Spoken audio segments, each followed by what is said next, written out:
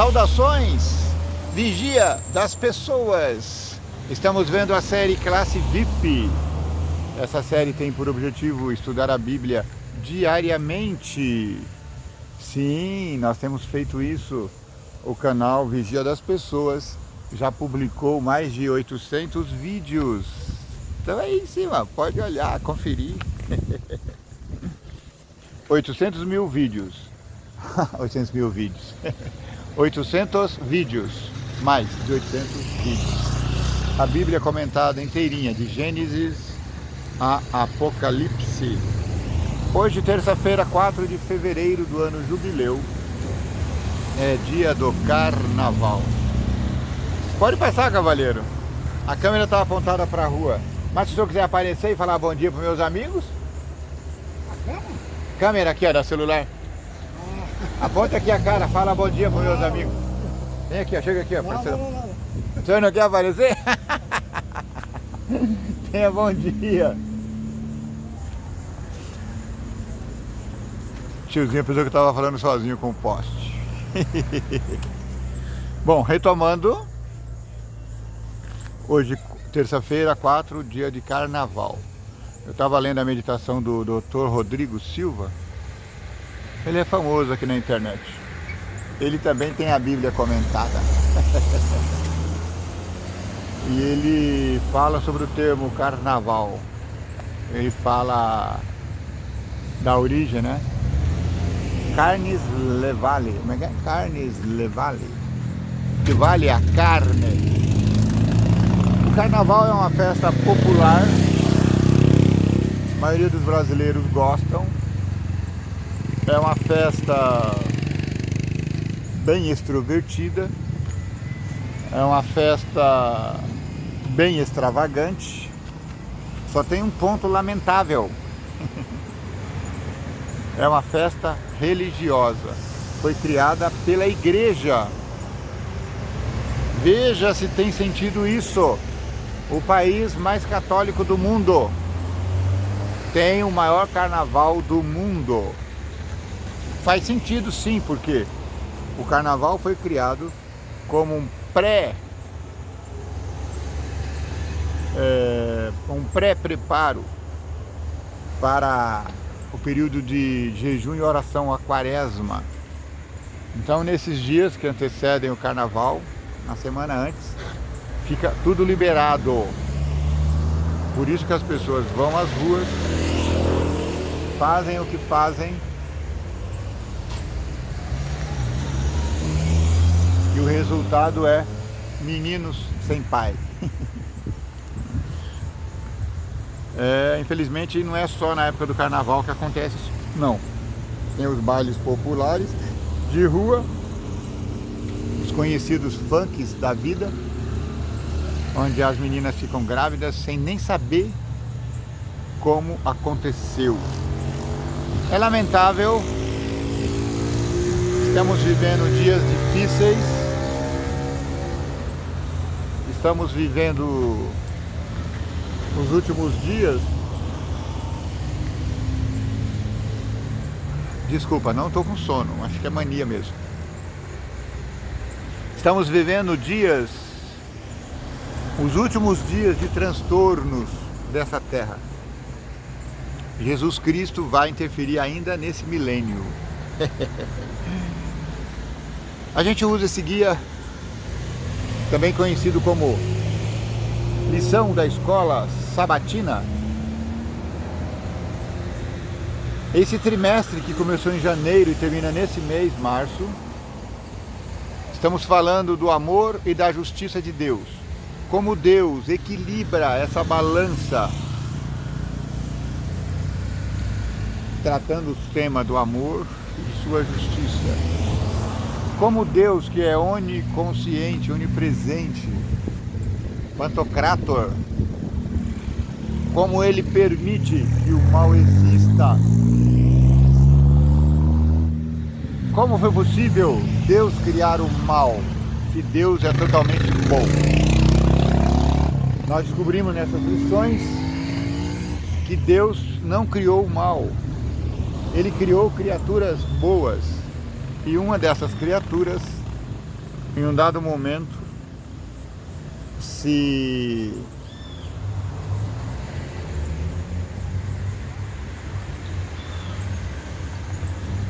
cresceu em orgulho e o mal nasceu misteriosamente no coração dessa criatura que é conhecida hoje como Satanás. Estamos na lição 10. A lição 10 está falando sobre como é possível existir um conflito cósmico. Como é possível existir um conflito cósmico se o poder de Deus é muito superior ao poder de Satanás? Existem regras, sim, o que a lição dessa semana chamou de regras de engajamento, ou seja, para que haja a dinâmica do conflito, o grande conflito, precisa haver regras, e as regras foram ditadas por Deus. Portanto, Satanás, ainda que tenha muito poder, ainda que tenha algum poder, ele é subjugado por Deus e tem que jogar a regra. Por exemplo, a regra é válida para todas as partes. Deus, por exemplo, não faz nada sem avisar aos seus servos, quais sejam os profetas. Então, se Deus não faz nada sem avisar aos seus servos profetas, Satanás também não faz nada sem avisar aos seus servos, os satanistas. Por exemplo, você viu falar na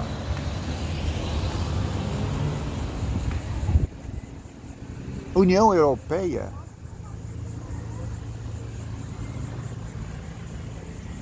Tem uma sede da Aliança Europeia. É um prédio inacabado. Aquele prédio lembra muito a Torre de Babel. Você acha que Satanás ia querer que a união dos povos, tentada por ele, fosse lembrada na União Europeia com um prédio semelhante ao prédio da grande Babel, a grande torre que Nimrod construiu? Não. Certamente ele foi obrigado a fazer aquilo, para que quando nós, os cristãos, olhássemos para a sede da União Europeia, a gente percebesse que ali, no bojo de tudo aquilo, está a intenção satânica de controlar o mundo. Outra coisa, os Estados Unidos da América do Norte é a maior nação do mundo recentemente. A China está lutando para ganhar essa supremacia, mas se as profecias bíblicas estiverem corretas, e estão, essa supremacia não será subjugada. Os Estados Unidos continuarão sendo os dominadores do mundo. Mas reparem, em seus símbolos também existem declarações claras de que eles, como nação, estão servindo um propósito superior, qual seja nova ordem mundial. São só detalhes. Regras de engajamento. Aquele que pratica o pecado procede do diabo, porque o diabo vive pecando desde o princípio. Para isto se manifestou o Filho de Deus, para destruir as obras do diabo. 1 João 3,8. Esse João da primeira carta de João é o apóstolo amado, o mesmo que escreveu o Apocalipse, o mesmo que destrinchou os símbolos de destruição dos últimos dias. Eu estava vendo um comentário, um vídeo no YouTube. Doutor, não sei se ele é doutor, mas é o Leandro Quadros, muito sabidinho. Ele estava falando sobre o Apocalipse 17. Ele não acredita que aqueles 7 poderes são 7 papas. Eu acredito que seja. São 7 papas. Também acredito que esse 8º que vai surgir agora, eu vou até fazer aqui uma cartada, tá bom?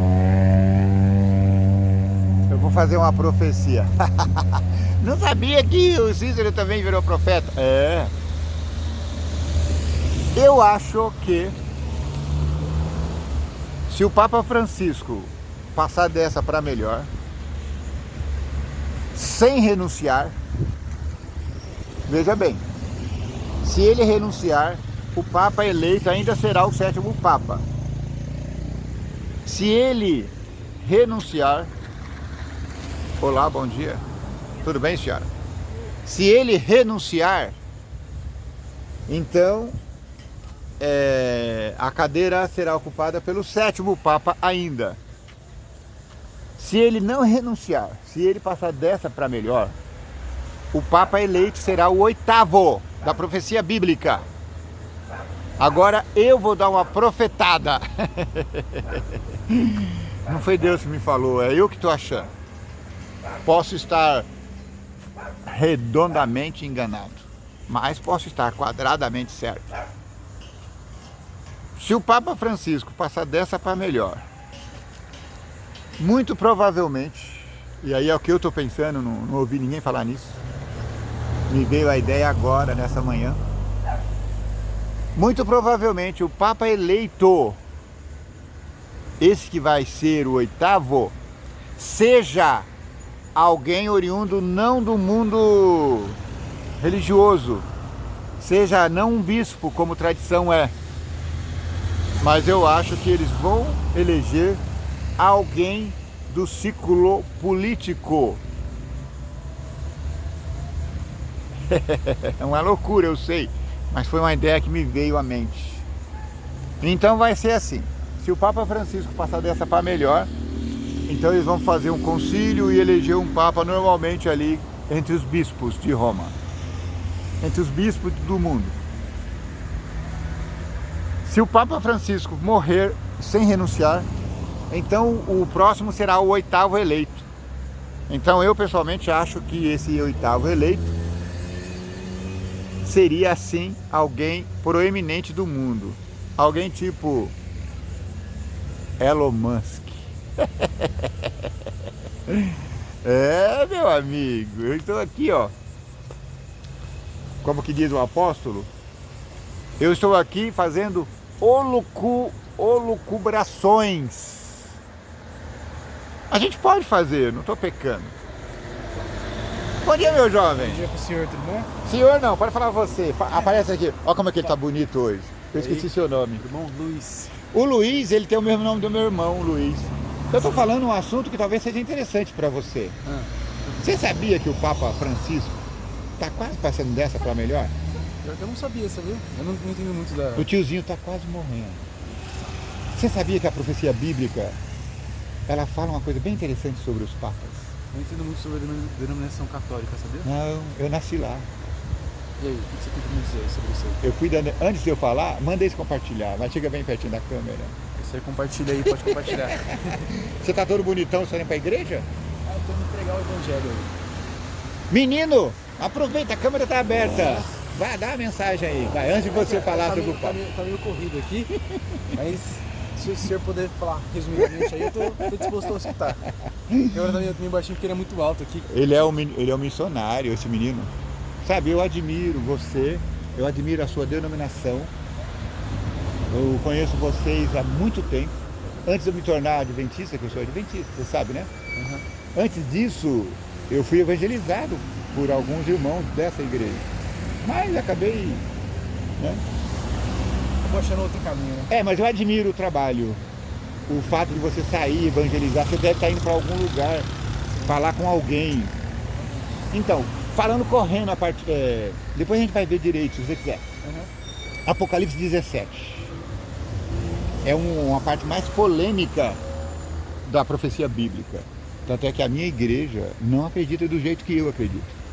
Eles acreditam um pouco diferente. Mas isso não é problema. Não vou ser excomungado por isso. Mas eu não acredito porque eu acredito. Eu acredito porque outras pessoas acreditaram e falaram para mim e eu acreditei. Eles acreditam que os 7 papas, os 7 reis ali da profecia Apocalipse 17, sejam os 7 papas. Desde 1929 para cá. Quando os papas passaram a ter o poder, além do poder eclesiástico, eles passaram a ter o poder político. A partir de 1929, eles passaram a ser, além do papa da igreja, ele passou a ser o líder religioso de um país chamado Vaticano. Isso você sabe, né? Então, o Papa Francisco é o 7º papa dessa linhagem. Ou seja, o último. O penúltimo. O próximo, a profecia bíblica fala que vai ser o último. Aí é que eu entro na minha loucura.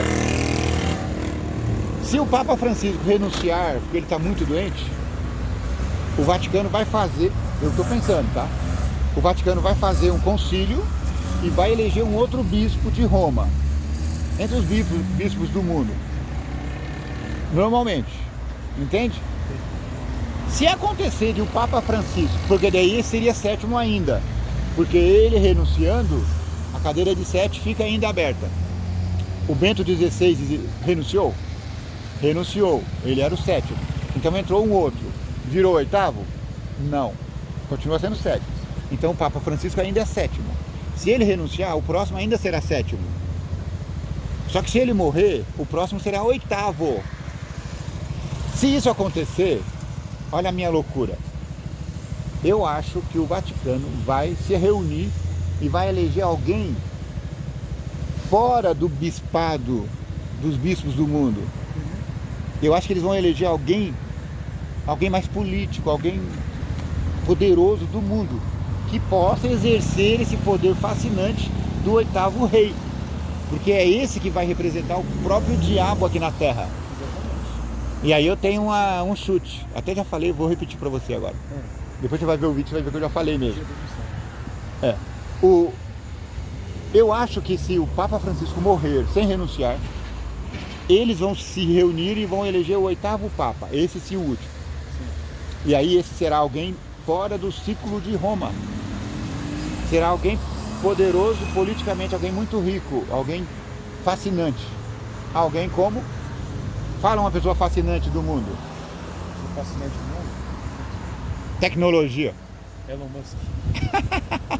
Ele que falou, eu não induzi não.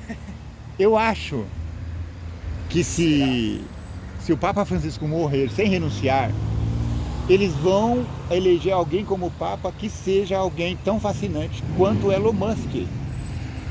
Ou o próprio Elon Musk? Ou o próprio Elon Musk. Caramba, pior que a história do senhor faz sentido, hein? Olha, vamos estudar a Bíblia. O senhor vai para casa, fazer o seu trabalho, depois volta e a gente vai estudar isso, porque isso não pode ser loucura da minha cabeça. Isso aí, vou dar uma pesquisada sobre isso aí. Realmente faz sentido danado, hein? Então manda eles compartilhar. É isso aí, fala assim, ó, o tiozinho não tá louco não. Não tá doido não, esse cara sabe das coisas, hein? Deus te abençoe, menino. Opa, o senhor também, viu? Adoro a sua família. Você, seu pai, sua mãe, seu outro irmãozinho. Tem mais um? Não, só isso. Não tem irmãzinha? É? É, a menina que tá sempre lá em casa, lá, mas é da família já também. Vai com Deus. O senhor também, viu? Pode falar você como eu sinto mais jovem. Não é fascinante esse jovem? Eu estou aqui falando para os jovens. Eu sei que muitos jovens não assistem aos meus vídeos. Na verdade, a maioria dos jovens são, que a gente conhece por geração TikTok. Eles assistem e veem videozinhos de 1 minuto. O meu aqui vai 1 hora, meia hora. Mas é isso. Por que que eu me permito teorizar? Porque nós somos pessoas livres. A gente precisa pensar pela gente mesmo. Nós temos que nos dar o direito de errar. A gente tem que nos dar o direito de errar. Ora, Eu não estou sozinho falando o que falo. Eu ouço pessoas importantes, pessoas sabidas. Eu ouço pessoas em quem eu acredito. Eu ouço pessoas da minha igreja. Eu ouço pessoas da outra igreja. Eu ouço todo mundo, mas eu penso por mim mesmo. Muito bem. Nós vimos na lição, já falamos do verso, não é? Houve regras de engajamento. Jesus Cristo fala que o inimigo ele é o pecador mesmo, ele pratica o pecado e quem pratica o pecado também está com ele. Aí no domingo nós vimos ontem Antonte, o anjo atrasado, que foi a esperança do belo caminhão, hein? Que foi a esperança a experiência do anjo Gabriel. Na segunda-feira, ontem, nós falamos sobre o dragão do Apocalipse. Esse dragão é o próprio Satanás. É o dragão do Apocalipse 12 que vai dar poder sobrenatural à igreja romana. Sim! Sim, meus amigos.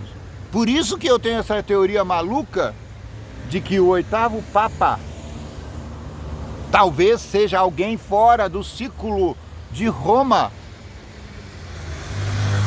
E não é uma loucura total. No passado, qualquer pessoa era papável. Qualquer pessoa era eleita papa. Sim, houve casos muito pitorescos. Papas que foram eleitos e fugiram para não assumir o cargo. Se eu não me engano, não sei se eu estou sonhando aqui, mas parece que uma vez elegeram um gato como papa, um animal, não lembro mais. Então não é regra que o papa tenha que ser um bispo ligado à igreja católica. Não é regra. Por isso que eu tenho essa ilusão aqui na cabeça. O dragão do Apocalipse 12 é o mesmo dragão do Apocalipse 17 que vai ser destruído. 17 que carrega a besta. Se você quiser saber mais sobre profecias especificamente, aguarde a próxima série que vai falar sobre profecias, tá bom? Apesar que nós temos aí comentários do livro de Apocalipse e livro de Daniel, já está tudo gravado aí, mas a gente vai estudar pormenorizadamente a partir do mês que vem, abril. Terça-feira, 4 de fevereiro do ano jubileu, estamos estudando as regras de engajamento que Deus coloca para que o grande conflito seja equilibrado. Hoje nós vamos falar do caso de Jó. No livro de Jó, encontramos alguns vislumbres fascinantes sobre a realidade do grande conflito. O ano passado eu ouvi Jó 50 vezes. Eu não sei se está Jó decorado assim, mas eu conheço o princípio por trás do livro de Jó.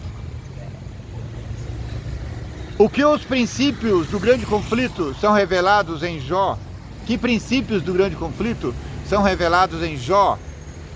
Jó 1, 1 a 2, Jó 2, 1 a 7. Leia lá, Jó capítulo 1 e 2. Aperta o pause, depois volta aqui e vamos continuar. Muito bem. Jó apresenta várias verdades. Primeiro, houve um concílio no céu. Não apenas um diálogo entre Deus e Satanás, já que outros seres celestiais estavam envolvidos. A ideia que se nos é apresentada aqui é um grande concílio celestial. Imagina Deus conversando com representantes do mundo todo e no meio deles Satanás como representante da raça humana. É estranho. Dá com Deus. É estranho. Mas Satanás era o legítimo representante da raça humana até a ressurreição de Jesus Cristo. A partir de lá, Jesus Cristo passou a ser o nosso representante aqui da humanidade. 2. Existe alguma disputa assinalada pelo fato de Deus perguntar se Satanás havia reparado em Jó? Ora, se não houvesse disputa, Deus não ia falar: você viu meu servo Jó? Por que reparar em Jó? Essa pergunta faz bastante sentido no contexto de uma disputa mais ampla que já existia antes. Sim, Deus pergunta a Satanás se ele reparou em Jó. Deus teria falado assim: você está vendo como Jó é obediente? Você pode ser desobediente, mas você está vendo como Jó é obediente? E aí o Satanás fala: ele está te obedecendo, não porque ele te ama, mas porque o Senhor o cumula de bens. O Senhor dá a ele dinheiro, riqueza e saúde. Enquanto o Senhor diz que Jó era íntegro, reto e temente a Deus, Satanás afirma que Jó temia a Deus apenas porque ele o protegia. Essa era uma acusação contra o caráter de Jó e também contra o caráter de Deus. Veja Apocalipse 12:10, Zacarias 3. 4. Satanás alegava ser injusto que Deus protegesse Jó com uma cerca, Jó 1:10. Pois isso tornava impossível que ele provasse suas afirmações. Isso mostra que Satanás tinha limites. Esses que nós chamamos aqui nessa lição de regras de engajamento. Satanás estava limitado. Ele não pode matar você, ele não pode ferir você, ele não pode jogar você no poço sem que Deus o consinta antes. Nesse sentido, nós somos mais poderosos do que as potestades do inferno. Porque nós todos temos uma cerca protetora. E para ultrapassar essa cerca, Satanás precisa pedir permissão para Deus. Nesse sentido, é que as coisas horrendas que acontecem aqui na terra são responsabilidade de Deus. Entende? Porque Deus, ele tem poder para impedir que essas coisas aconteçam. E se ele não faz, é por amor a nós. É por amor ao nosso livre-arbítrio. Isso precisa ficar inculcado na sua cachola, meu irmãozinho. Preste atenção nisso. As coisas não são tão bagunçadas como você pode pensar que seja, não. Deus está no controle. Deus é o grande pantocrator. O grande onisciente. Ele é o grande todo-poderoso. Ele manda, ele faz, ele é. Deus respondeu às acusações de Satanás, permitindo que o inimigo testasse a sua teoria, mas com limites, com regras para o engajamento. Primeiro, Deus concedeu a Satanás poder sobre tudo que Jó tinha. Depois que Satanás tirou tudo que Jó tinha, voltou lá para argumentar com Deus. E aí disse: o Senhor permitiu que eu tirasse dele tudo, mas o Senhor não permitiu que eu tirasse-lhe a saúde. O Senhor proibiu que eu infligisse danos pessoais a ele. Jó 1:2. Depois Satanás afirmou que Jó só se preocupava consigo mesmo. Toque no couro dele e ele vai blasfemar contra ti. Foi a afirmação de Satanás. Então Deus permitiu que Satanás atingisse Jó pessoalmente, mas ordenou que sua vida fosse poupada. Tá bom, vá lá, prove-o, mas não o mate. Satanás trouxe calamidades contra a família de Jó, mas o patriarca continuou a bendizer o Senhor. Jó 1:20-22, Jó 2:9 e 10. Mostrando que as acusações eram falsas. A história de Jó ensina várias coisas. Existem regras de engajamento no conflito. 2. Existem parâmetros na corte celestial pelas quais as acusações contra o Senhor são respondidas, sem que ele viole princípios do amor. O fundamento do governo de Deus e sua maneira de dirigir o universo e as criaturas inteligentes. As cenas descritas no livro de Jó nos oferecem uma visão fascinante da realidade do grande conflito e de como Deus e de como ele se desenrola aqui na terra. Sim, o livro de Jó é uma miniatura expressa do grande conflito, porque na verdade o grande conflito não é conosco. O grande conflito não diz respeito a nós. Claro, em última instância, sim. Mas o grande conflito é o grande conflito das trevas contra Deus. É o grande conflito da rebelião do céu contra a ordem de Deus e Jesus Cristo, seu Filho. Nós somos apenas vítimas desse grande conflito. A humanidade entra como protagonistas no sentido de que nós podemos escolher de que lado queremos ficar. Jó, apesar de tudo, ele disse: eu pedi tudo, eu estou morrendo, estou fedendo em vida, mas ainda assim eu creio, eu verei a Deus, eu não renunciarei a Deus, eu amo a Deus e sua justiça. Ele sabe mais do que eu, ele pode fazer o que ele quiser fazer. Se ele quiser me matar, ele pode. Se ele quiser me dar doenças, ele pode. Se ele quiser tirar meus bens, a minha fortuna, ele pode. Ele pode tudo. Ainda assim, eu o amarei. Foi esse o grande teste feito com Jó. É esse o grande teste feito conosco hoje. Você e eu, meu irmãozinho, meu querido, minha amiga, minha amiga. Nós estamos... Vou tirar você do suporte aqui, que eu vou sentar um pouquinho ali, que eu estou com muitas dores nas costas. Para finalizar, meu amigo, minha amiga, meu irmão, meu querido, nós estamos fazendo parte desse grande conflito. A nossa arma é a fé em Jesus Cristo. Não nos cabe sair em campo lutando, matando, agredindo, ferindo pessoas. Não temos que lutar contra denominações. Vocês viram o irmãozinho que passou aqui, pertence a outra denominação. Claro, eu tenho as minhas ressalvas.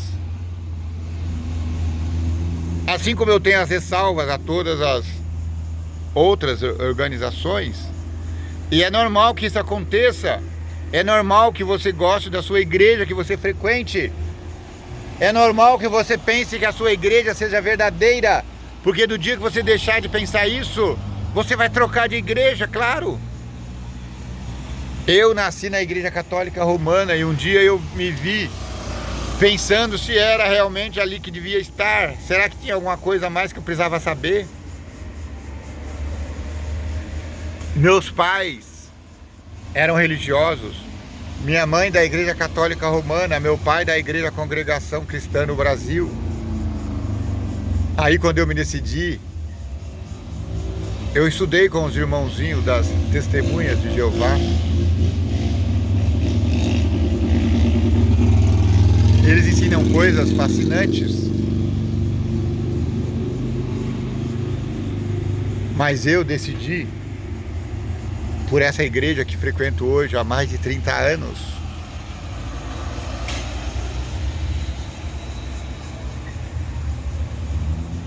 eu acho que o primeiro adventista que eu tive contato, eu tinha acho que uns 10, 11 anos, foi uma professora. Eu não sei se ela era adventista. O que eu sei é que houve uma greve na escola e a minha professora, quando foi fazer a reposição de aulas, ela não ia aos sábados. Talvez ela fosse judia, não sei. Mas eu gosto de crer e pensar que ela era adventista do sétimo dia. Talvez um dia eu descubra isso, quem sabe. Muito obrigado porque você esteve conosco até agora. Eu espero que esses estudos bíblicos estejam fazendo sentido para você. Deus te ama. Deus quer o seu melhor. Deus quer que você viva bem em sua família. Deus se preocupa com você. Olha o busão passando. Deus se preocupa com você. Deus quer que você viva a vida santa. Deus quer que você entenda que todos os males aqui na terra não são impingidos por Deus. O inimigo fez isso. Lembra, semana passada nós estudamos a parábola do semeador. Então Jesus fala: esse inimigo que fez isso é Satanás. Ele é mau, ele é inimigo de Deus.